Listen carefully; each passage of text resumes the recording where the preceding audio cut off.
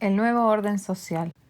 Los puntos esenciales de la cuestión social, en la vida del presente y del futuro. Obra aparecida en Stuttgart, Alemania, en abril de 1919. Nota preliminar sobre el objeto de este libro. En la vida social de nuestro tiempo se presentan graves y vastos problemas. La exigencia de nuevas condiciones y organizaciones hace evidente que para solucionar esos problemas es preciso buscar caminos no previstos hasta ahora. Es de esperar que, debido a lo que la situación actual exige, será escuchado quien, por su experiencia de la vida, no puede sino opinar que el no haber pensado en nuevos caminos ha conducido a la actual desorientación social. En esta convicción se apoya lo expuesto en el presente libro. Su objeto es señalar las medidas para encauzar hacia una bien definida voluntad las reivindicaciones sociales de una gran parte de la humanidad.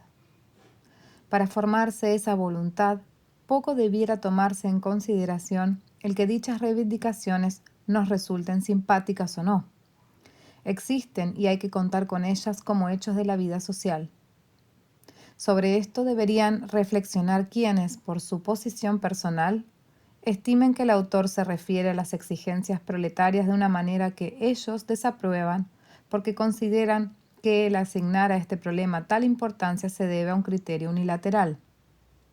Empero, en la medida en que su conocimiento de la vida se lo permite, el autor quiere hablar con fundamento en la realidad de las actuales condiciones de vida.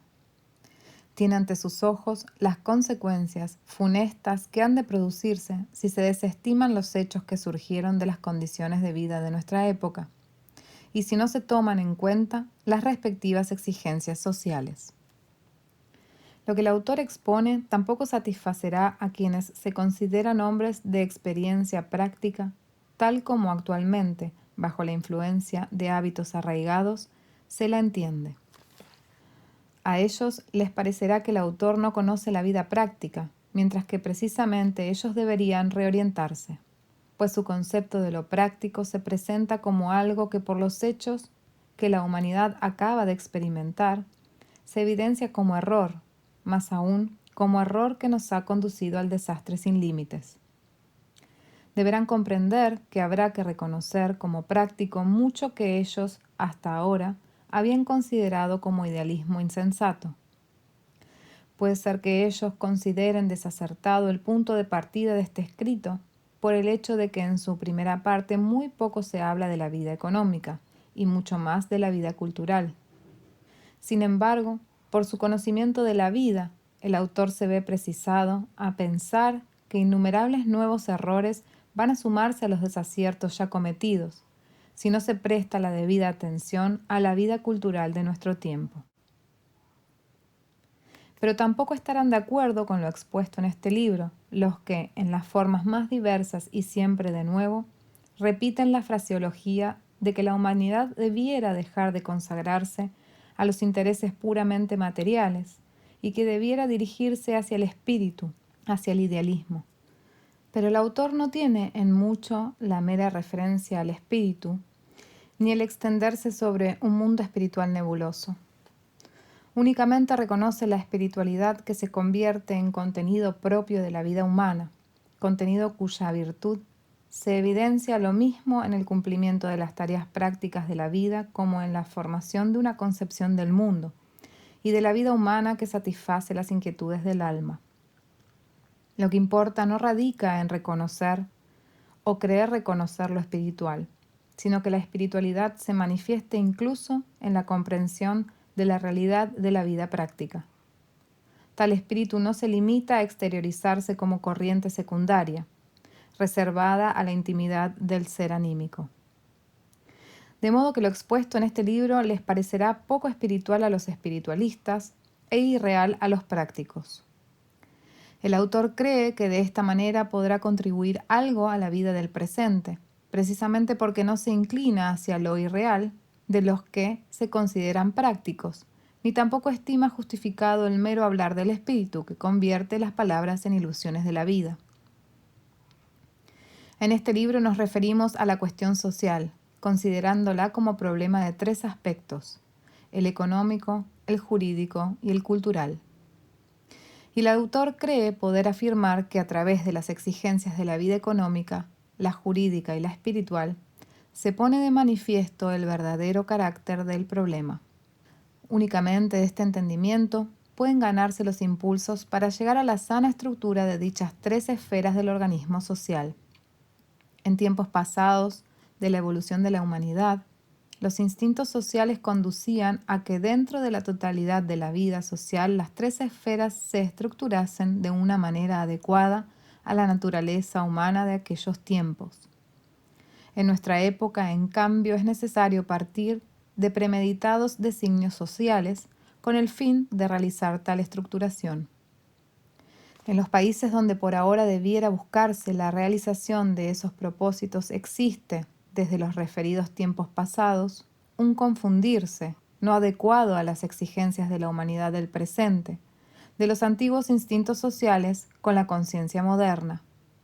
Y en algunas ideas de las que hoy se consideran basadas en un sensato pensar social, aún se perpetúan los instintos antiguos, por lo cual este pensar resulta demasiado débil frente a lo que exigen los hechos. Mucho más de lo que se piensa hace falta que la humanidad del presente abandone y deje atrás lo que ya no tiene vida. El autor opina que para comprender cómo debieran estructurarse la esfera económica, la jurídica y la cultural, en sentido de una vida social sana, como nuestro tiempo mismo lo exige, es preciso reconocer de buena voluntad lo que acaba por expresarse. Y en este libro se somete al criterio de nuestro tiempo lo que el autor estima que a este propósito debe exponerse, con el fin de encontrar el camino hacia un ordenamiento social de acuerdo con la realidad y las exigencias de la vida.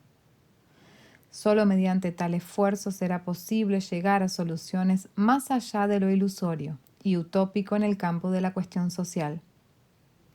Quien no obstante encuentre algo utópico en este libro, que tome en consideración cuán fácilmente, al formarse ideas sobre el posible desarrollo de las condiciones sociales, se cae en ilusiones ajenas a la vida real, mientras que se considera utópico lo que, como lo expresado en este escrito, se basa en la realidad y experiencia de la vida.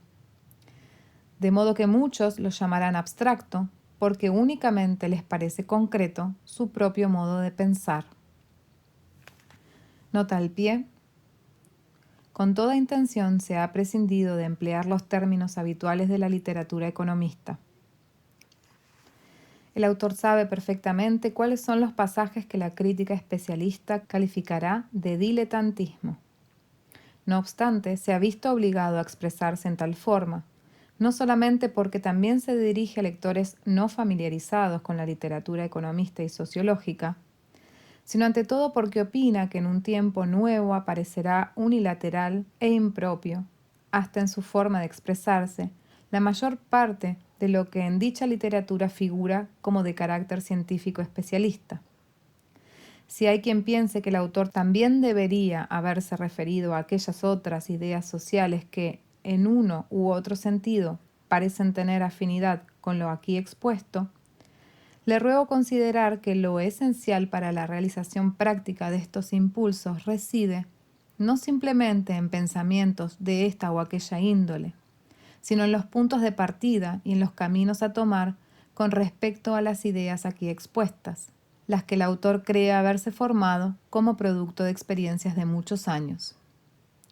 Por otra parte, como lo evidencia el capítulo 4, el autor ya había tratado de encaminar realizaciones prácticas antes de que surgieran estos o aquellos pensamientos aparentemente similares. Cierra nota al pie. El autor sabe por de pronto que a los firmemente adictos a programas partidarios no les satisfacerá lo expuesto. No obstante, cree que bien pronto muchos de ellos llegarán a convencerse de que los hechos de la evolución ya han dejado muy atrás las perspectivas partidarias, y que ante todo será necesario formarse ideas acerca de los fines sociales inmediatos, independientemente de todo programa de partido. Rudolf Steiner, abril de 1919.